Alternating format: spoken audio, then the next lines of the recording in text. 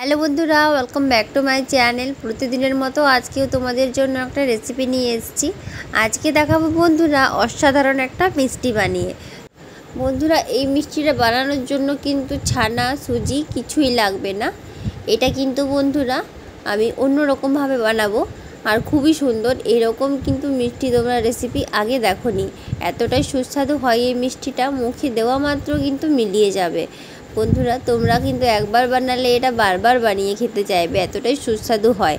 আর বাড়িতে থাকা মাত্র দুটো উপকরণ দিয়ে কিন্তু আমি আজকে এই মিষ্টিটা তোমাদেরকে বানিয়ে দেখাবো।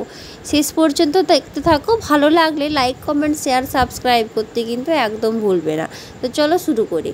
এই দেখো, প্রথমে আমি ময়দা নিয়েছি 1 বাটি।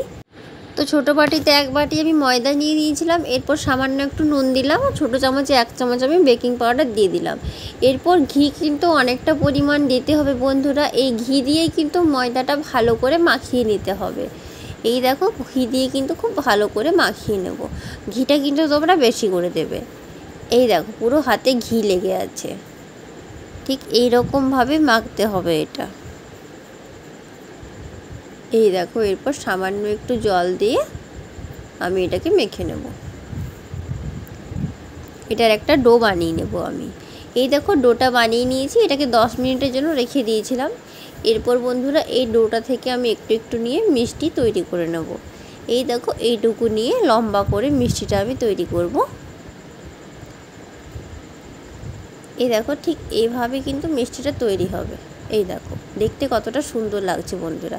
দেখো, সব মিষ্টিগুলো কিন্তু আমি তৈরি করে নিয়েছি। এই দেখো, কড়াইতে তেল বসিয়ে দিয়েছি। এরপর মিষ্টিগুলো একটা একটা করে আমি এর মধ্যে দিয়ে দেব। মিষ্টিগুলো দিয়ে দিলাম। এই দেখো, এরপর খুব সুন্দর করে আমি এগুলো ভেজে নেব।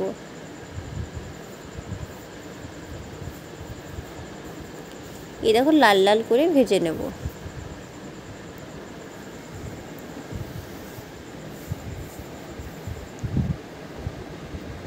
এই দেখো, লাল লাল করে মিষ্টিগুলো ভেজে নিচ্ছি।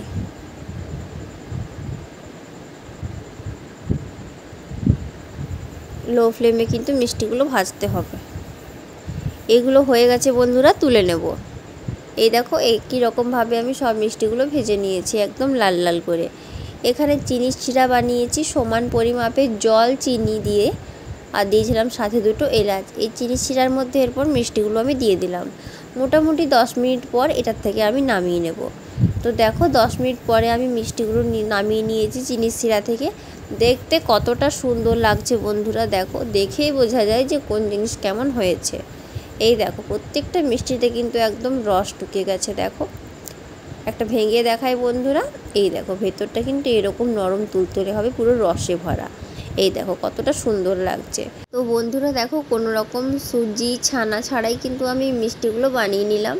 বাড়িতে থাকা মাত্র 2টো উপকরণ থাকলেই তোমরা এই মিষ্টিটা বানিয়ে খেতে পারবে। আর এতটাই নরম তুলতুলে রসে ভরা হয় বন্ধুরা, মুখে দেওয়া মাত্র কিন্তু মিলিয়ে যাবে। রেসিপিটা অবশ্যই একবার বাড়িতে বানিয়ে খেয়ে দেখো বন্ধুরা, আর কেমন হয়েছে সেটা আমাকে অবশ্যই জানাবে। ভালো লাগলে চ্যানেলটা সাবস্ক্রাইব করতে ভুলবে না।